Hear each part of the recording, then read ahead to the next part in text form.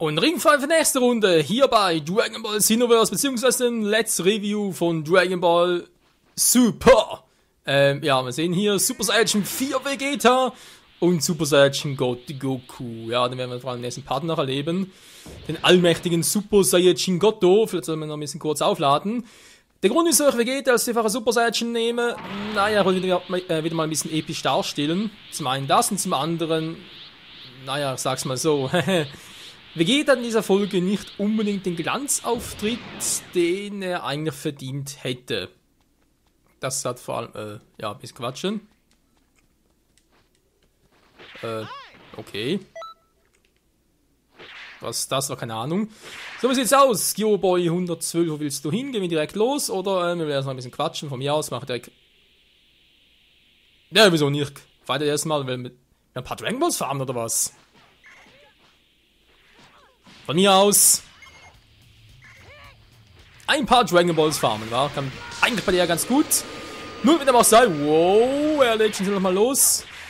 Ja, Dragon Ball Super Folge 8. Wir haben in der letzten Folge gesehen, wie Bills hier unverschämterweise Vegetas geliebte Bulma geschlagen hat. Ich meine natürlich, wie kann der eine Frau schlagen? Geht's eigentlich noch? Und da natürlich schon sowieso eine Frechheit ist, dass natürlich Vegeta sowieso ausgerastet wurde zu einem Full Power Super Saiyan 2. Also irgendwie so kann man es zumindest mal beschreiben, auch wenn es sich ganz übereinstimmt.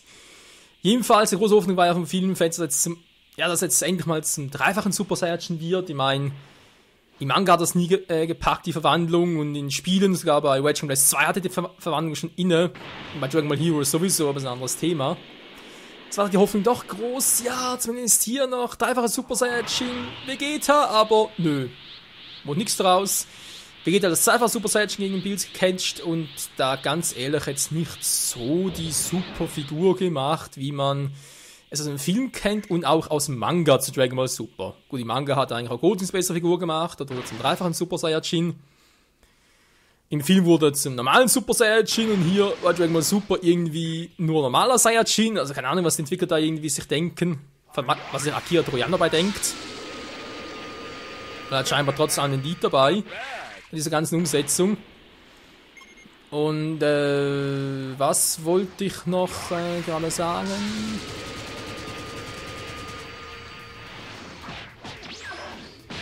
Genau, Final Shine Attack. Was sagen wollte, genau, jetzt sind wir also bei dem Thema angelangt, war, dass Charaktere irgendwie unterschiedlich dargestellt werden, sowohl im Film, als auch im Manga, als auch im Anime. Also mal eine ganz tolle Sache. Auch Ultimate Gohan sah im Manga ein bisschen besser aus als hier sowohl im Film, wobei in dem Film dann am besten aus, aber das ist ein anderes Thema. Und Final Flash. Ja, Vegeta, wie gesagt, er hat es versucht und so, er konnte Bills ja auch ein bisschen was reinzimmen und so weiter, er war, glaube ich, so weit mal der stärkste Saiyajin. Kein Wunder, Saiyajins beziehen ihre Kraft ja aus dem Zorn heraus, das wäre zu erwarten. Was auch ein bisschen doof war. Danach wurde halt wieder mal das Ganze, ja, Bills Überlegenheit demonstriert im Sinne von, dass er Olong ausgesucht hat, um Ching Chang Chong zu spielen. Sprich, Schere, Stein, Papier. Wer gewinnt, der entscheidet über das Schicksal der Erde. Sprich, wenn Virus gewinnen würde, dann würde die Erde zerstören, gewinnt Olong, dann bleibt die Erde bestehen. Natürlich totaler Quatsch und so weiter, aber man kann damit ja eine Folge ganz gut füllen. Natürlich. Die haben das dann Entwickler auch gemacht, was ich auch ein bisschen doof fand, aber gut. Sie haben es getan und natürlich hat Olong verloren. Zuerst im dritten Anlauf, im Film war es schon im ersten. Ja, ich sage, man kann so auch eine Serie strecken, also ist gar kein Problem. Mann, oh Mann, ey.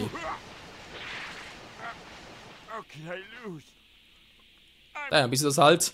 Der Grund, wieso ich jetzt hier auf jeden Fall Super Saiyan Vegeta genommen habe, ganz einfach deswegen, wie gesagt, Vegeta als einfach Super Saiyajin, ja, seinen Job gut gemacht und so, es war ja alles prima.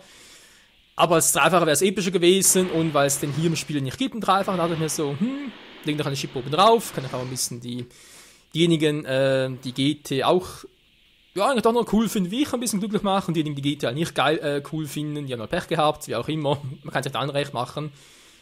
Dann haben wir irgendwann gefunden, oder was? Und da dachte ich mir so, ja komm, gebe ich halt Vegeta trotzdem noch ein verdientes Power-Up im Sinne eines vierfachen Super Saiyajins. Nun, Die Folge selbst, wie gesagt, der Molong hat verloren und dann ist halt die Frage, okay, was machen wir jetzt? Beerus soll das jetzt zerstören, aber nö, Goku hat natürlich auf, dass er sagt, Beerus, kannst du bitte kurz warten? Ich würde gerne Shenlong dazu befragen. Und das war auch schon alles. Mir gab es jetzt zu sehen, Leute, das war schon die ganze Folge. Jedoch sammeln halt der Vorschau bereits zur Folge Nummer 9. Sammeln bereits eben das halt im Film auch, also später sich Saiyajin zusammengetan haben. Zuerst halt Son Gohan, Son Goten, Goku, Trunks, Vegeta versucht haben und irgendwie, naja, man sieht es nicht direkt, aber am Schluss sieht man halt, nachdem der Super Saiyajin Gott entstanden ist, also natürlich so Goku, wie gewohnt, sieht man halt noch, dass Videl auch dabei ist und ja, da kann man wohl davon ausgehen, dass der Super Saiyajin Gott hier im Anime, wohlgemerkt im Anime, genauso entsteht wie im Film, sprich mit Pan als Unterstützung, weil es halt 6 Saiyajins braucht. Und hier muss ich sagen, ja, es sieht nach aus, als wäre Pan doch schon schwanger mit Pan.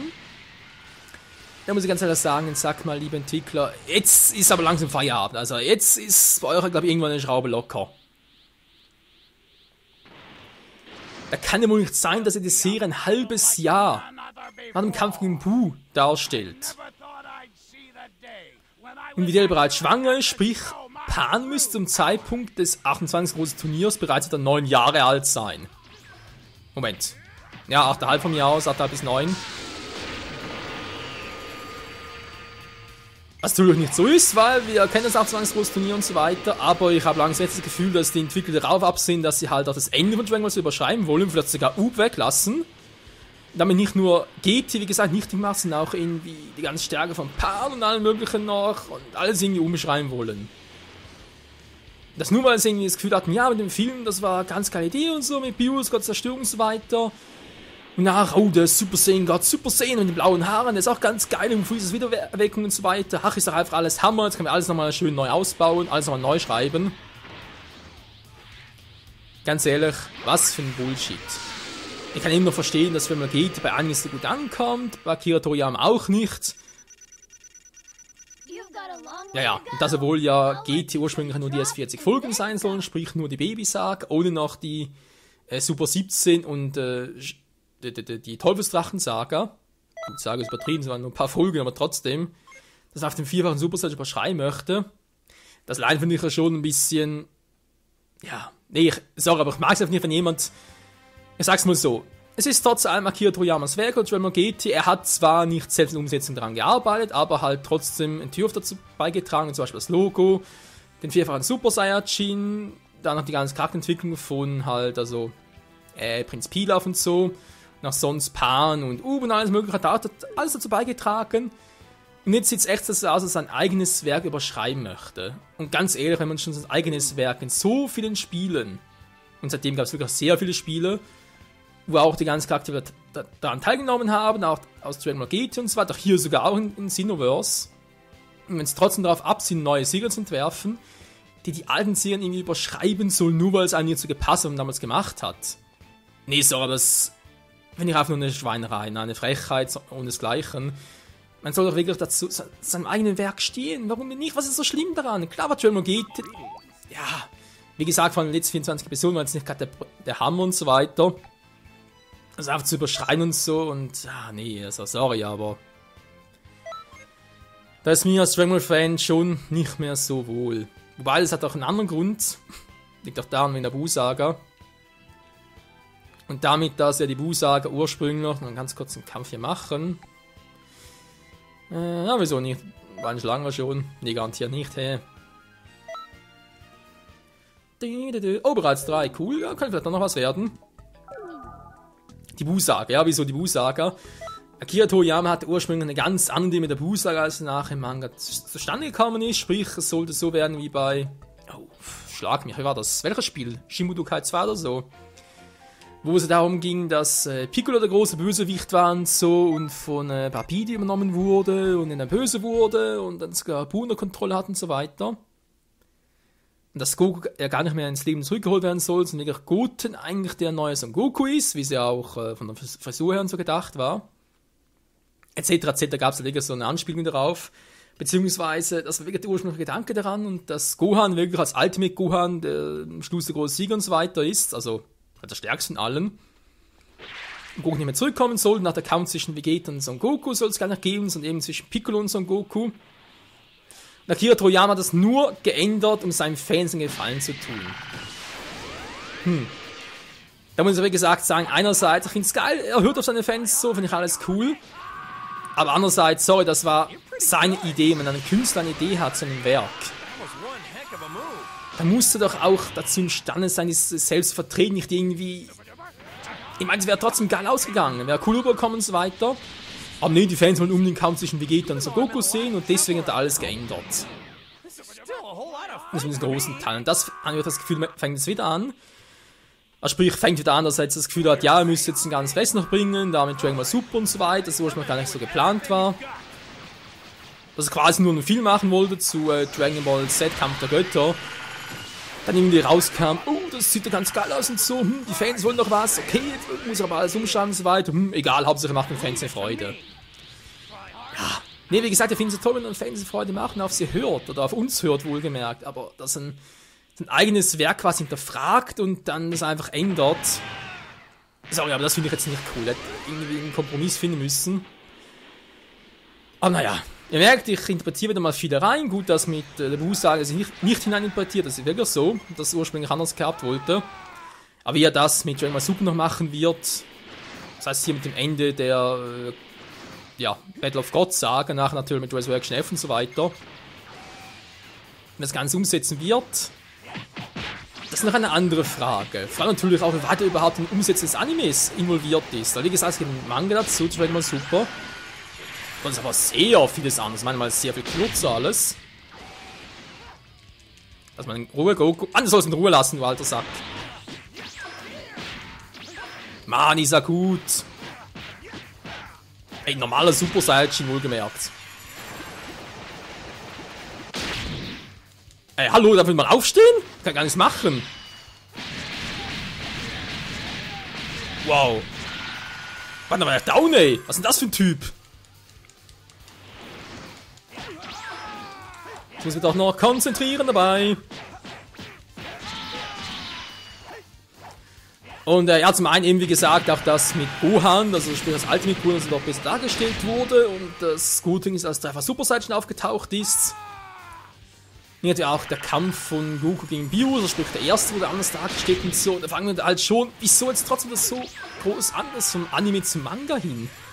Und die größte Überraschung sowieso ist ja, dass im Manga bereits Jumper aufgetaucht ist, also sprich derjenige sind auch im Intro und so weiter, der ein bisschen aussieht wie Beerus. Nur ist er halt seine Kopie nicht, das ist halt einfach dann eben wieder das Universum 6 halt, also der Gott der Zerstörung des Universum 6 von mir aus. Da frage ich mich, okay, der ist bereits im Manga aufgetreten. Und so ziemlich gleichzeitig zum Kampf zwischen, oh Mann, wie geht das mit... Alter, ich will teleporten, so geht's nicht. Ah, schon das sehe ich, so ein Quatsch. Und wieso denn der im Manga auftaucht, im Anime nicht? Als ob es irgendwie einen vernünftigen Grund dafür gäbe, dass das im Manga schon aufgetaucht ist, im Anime noch nicht, beziehungsweise vielleicht sogar noch viele machen wie im Anime. Ja, ich weiß auch nicht, Leute, weiß auch nicht. Vielleicht wäre es klüger gewesen, wenn ich da von Reviews zum Anime Abstand gehalten hätte und mich eher auf den Manga konzentriert hätte.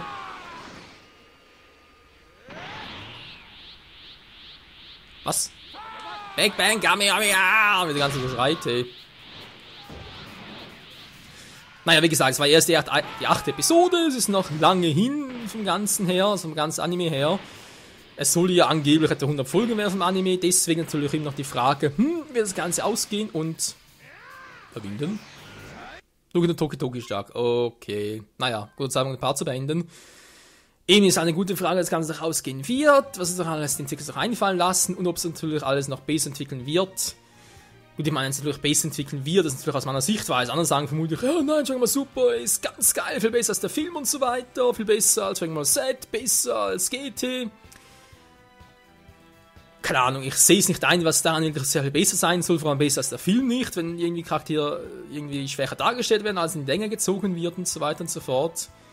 Da sehe ich irgendwie nicht ganz dahinter, aber ja. wird schon irgendwo einen Sinn geben und sicher auch für den einen oder anderen doch amüsant und besser als der Film sein oder besser als der Manga oder besser als Dragon Ball Z und für die meisten noch besser als Dragon Ball GT. Wie man sagt, dafür gibt es ja, wie gesagt, hat ja jeder seine eigene Ansprüche, seine eigenen Meinungen und so weiter und so fort. Coole Raumoutfits, Sahel. Naja, wie man sei. Leute, danke fürs Zusehen, bis zum nächsten Mal. Dann, wie gesagt, jetzt ein Super Saiyan God Goku. Bin mal sehr gespannt, da wie es um Videls Schwangerschaft steht. Ob sie wirklich wieder sagt, ja, nee, ich bin bereits schwanger und so, kein Problem. Oder ob es eine andere Erklärung dafür gibt. Kein Schimmer. Und wenn das wirklich die Erklärung ist, ja, ich bin bereits schwanger, 4,5 Jahre eigentlich bevor sie sein sollte, vom Film und vor dem Ende von Dragon Ball Z, also wirklich, dass man halt auch Dragon Ball Z selbst noch überschreibt, dann ist, also da muss man sich langsam überlegen, hallo, was ist hier eigentlich genau los? Aber ja, bis dahin, ciao zusammen.